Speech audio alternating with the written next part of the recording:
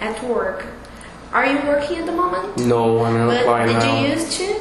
No. Never as a pilot? No, never as a pilot. I just finished all my lessons in class 2 weeks ago. So instead of saying that, just tell me about your experience as a pilot. Alright, I got my private pilot here in Bauru. It's a countryside city. It's near São Paulo, Jundiaí. First I took my glider license a couple of years ago, and after that I started to do my private. And last year I decided to go to United States to get my commercial instrument and multi-engine. So I just finished 2 weeks ago. It was a good experience. It was fun, different, so learning English, new people. It was good. Okay. What are the challenges of being a pilot? I think the challenge begins with the money. Everybody says like it's very expensive to get all the license. Even in the United States, it's very expensive. But now here the jobs are good. The companies are hiring. In the United States, they are not hiring. But I think the most challenging, the first one is the money, and the rest is. Okay. Have you ever gotten sick during any flight? No, never. Never got sick. Okay. And until what age do you plan to keep flying? Well, I don't know until retired. I don't know. But okay. What is the hardest thing about being a pilot? The hardest thing I think is the social life. To have a family, wife, children. I think because we're never going to be home, have to travel a lot.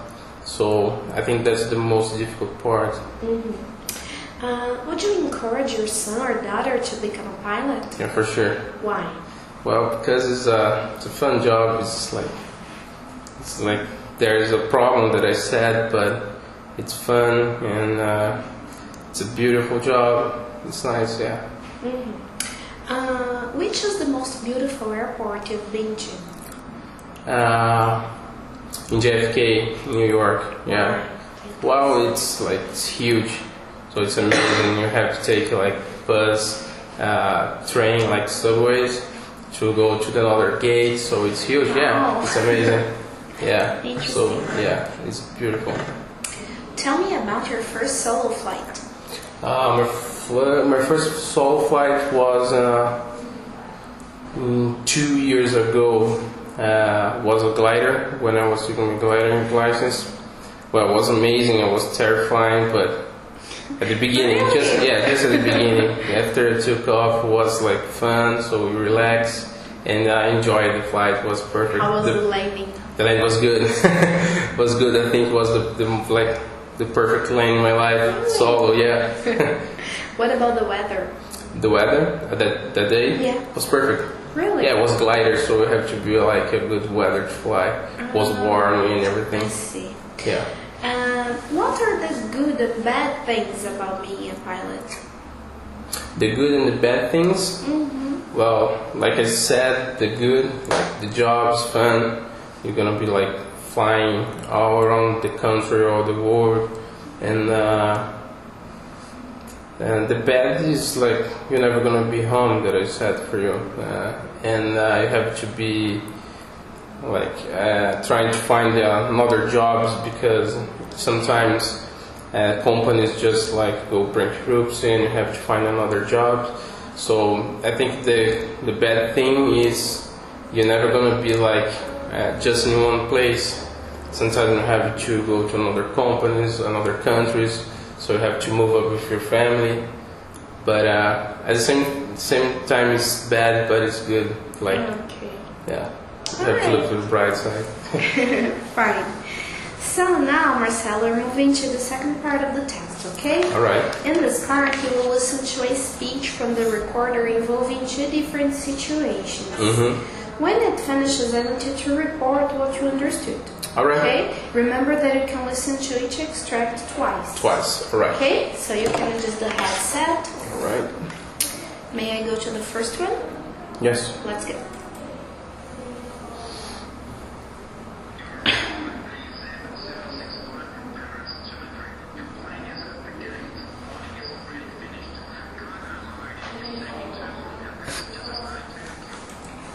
What did you understand here?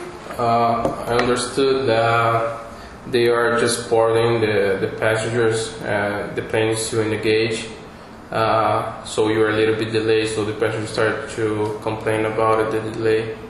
So that's what I understood. Okay. Something like that. Would you like to listen to it one more time? No. No? So now I want you to ask coordination why cargo loading is taking so long. Alright. And state that you have to take off in 10 minutes.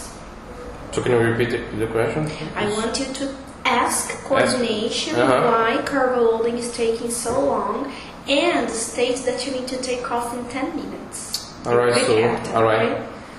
Alright, we're going to call maintenance or the ground and say why the cargo load is taking too much time to load it, and I request priority because I need to take off in 10 minutes. So let's listen to that answer.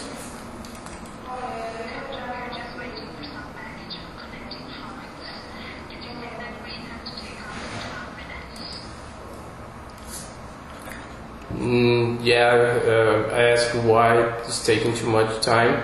She replied because she's waiting for the luggage, the connecting luggage, and she asked me if I have to take off in 12 minutes. But did you say 12? No, I said 10. So pretend you're answering her. Alright, I got it. We are waiting for the luggage, but I need to take off in 10 minutes, not 12 minutes. Okay.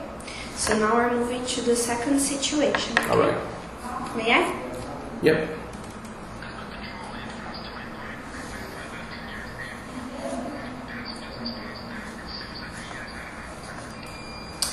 What did you get here? There is a kind of emergency. The passenger just passed out and had a heart attack, so he's just announcing the problem. Right. Now, tell the controller you need medical assistance. Medical assistance. You are the captain, okay? The controller is just the control. Call sign at Lisbon control. Lisbon and control. the call sign is Air France 289er. 289er. Okay. Lisbon control, this is Air France 289er. We had a problem, had a passenger just passed out. I think it was a heart attack, and we're gonna land. We request priority and request medical assistance. So listen to the controller.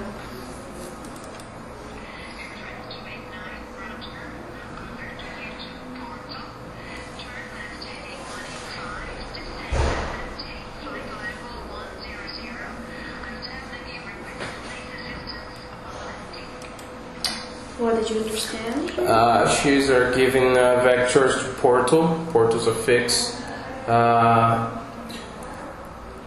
She said the flight level. I just forgot the That's number. fine. She just said the flight level, some number, flight heading, and turning left. She just gave me vectors. I'm not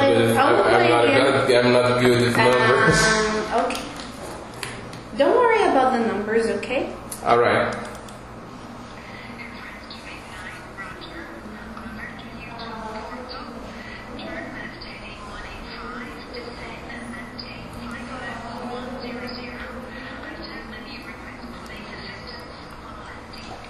Okay, what did you get now? She's giving me vectors and maintain flight level until that time to request police assistance. Did you request No, police assistance? I request medical assistance. So pretend you're talking to her. What is the name? The control is... It's Lisbon. Lisbon control. I request for medical assistance, not police assistance. Okay, so now listen to the flight attendant talking to you. Alright.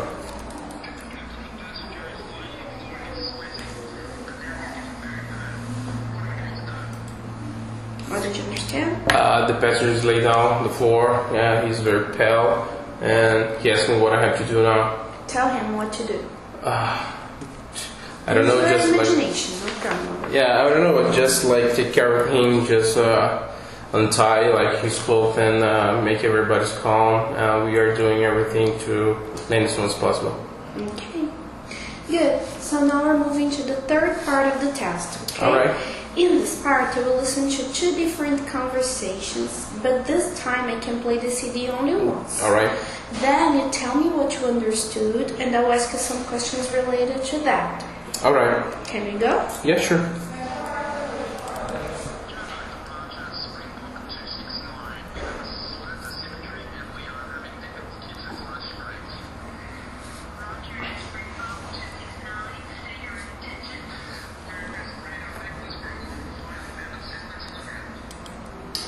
What did you understand? Alright, they have a problem with like rudder asymmetry,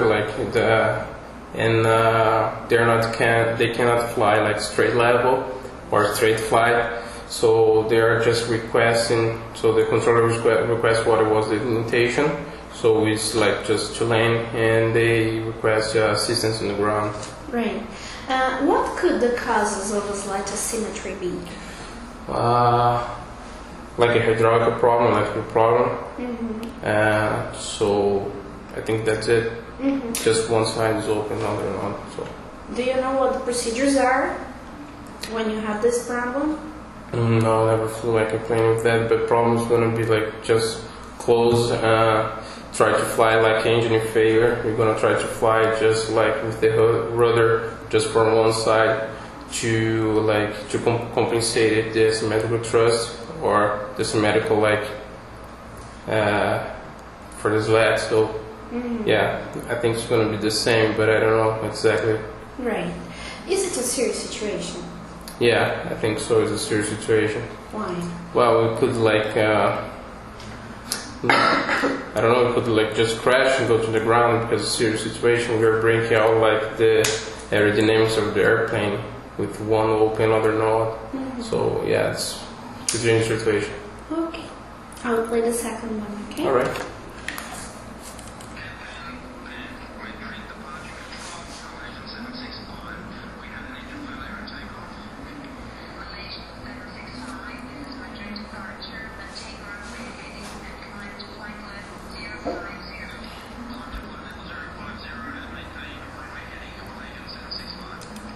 What did you understand here? I had engine failure after takeoff, so he just declared like emergency, and the departure just safer and gave vector instructions for heading, runway heading, and climbing for a certain level, and that's it. Okay. So, have you ever had a problem with an engine? No, just simulated. Okay, but anyway, do you think it's a difficult situation to handle? For sure, yeah. I think one's the most problem is the engine. I think is the worst one, engine failure after the takeoff. Okay. No, it's not good. What problems does a pilot have when using pen and mayday? Can you give me examples? Pen, I think in this situation it's an emergency, but mayday is needed priority, you have to go back, you have to do a 180 and land as soon as possible. Pen will have a problem, but you are requesting for vectors, or you can waiting for vectors, and mayday is emergency. It's a serious problem, so that's the difference. Now, considering both situations from part 3, can you remember the first situation? The first one was the passenger just that's out, right? Okay, yeah. Let's consider this one. What about another problem we had? The other problem was with the hydraulic, was the sleds, right? This one sled was open or not. Okay, so we have two different problems, right? Yeah. How would you compare them both? Compare the both, with sleds open or in another problem with the airplane. It's not more difficult or serious, but emergencies you have to land as soon as possible. With the passengers with a heart attack, it's very it's a situation that you have to land as soon as possible, but you're not forced to. So the difference that I can say is, one, you have airframe problem, so you have to land as soon as possible, or you're gonna crash the airplane. Another one, you have like situation, like different situation that you have to land, but it's not affect like all the problem, like let's say the risk, you not put it like the risk of all flights, like, so that's the difference. Okay. So, in your opinion, what's the worst emergency a pilot can have? Engine failure after takeoff. Why do you think so? Well, because the critical phase of the flight, I think, is the takeoff. Because we are low, we are not like with speed, we're for low speed. You are takeoff heavy, so I think is the most critical situation is engine failure after takeoff, for sure. Okay. Fine. So now we're moving to the last part of the test. All right. I want you to describe this picture to me, and I'll ask you some questions about it. All right. I can see your plane. I don't know. I think it's like a 727, like it's a twin turbofan. He's flying the blue sky. The sky is blue. Then see there's a smoke on the left engine. Problem happened for I don't know, bird strike or fire in the engine. We can see he's retracting or extending gear because you can see the gear's left doors is open. He's trying to climb. The flaps is still down. What else? It's fine. That's fine. So, what would the standard procedures be for this situation? I mean, are there any memory items there? You mean like what for the emergency? What should you do in this situation? What I should do? I would follow the emergency procedure for fire, like engine fire or a bird striking the engine. I would request for the controller who say Mayday, Mayday, Mayday because it's an emergency. I would like do all the checklists, emergency checklists, and have to land as soon as possible or as practical, do a 180 and land. Okay. So that's what I would do. Have you ever been through this situation? No, I've never been there. Just how do you think you would react? What I would react to? I think flying would be like, first of all, we have to be calm, right? Because we have to do our task. So first of all, to be calm, do all the checklists, and I think after you land, you're gonna be like what happened? Thanks God. But while I was flying, I would be like calm, do all my tasks, all the checklists, and try to land like safety for everyone. Okay. Do you think it would be more critical if it were another type of aircraft, a 3 or 4 engine, or? It was a 3 or 4 engines, like. I think it would be less critical because we have like 3 engines, but at the same time it's a heavier airplane, so I cannot like say for you which would be like critical with a bigger airplane or not. But I think with the bigger airplane it's going to be more safe, like safety, because you have like 3 engines like remain, so left, so yeah. With the smaller airplane it's going to be worse. I see. Okay, anything else, Marcelo? No, that's it. We're done. No? So this is the end of our test, okay? All right. Thank you for coming. Thank you very much.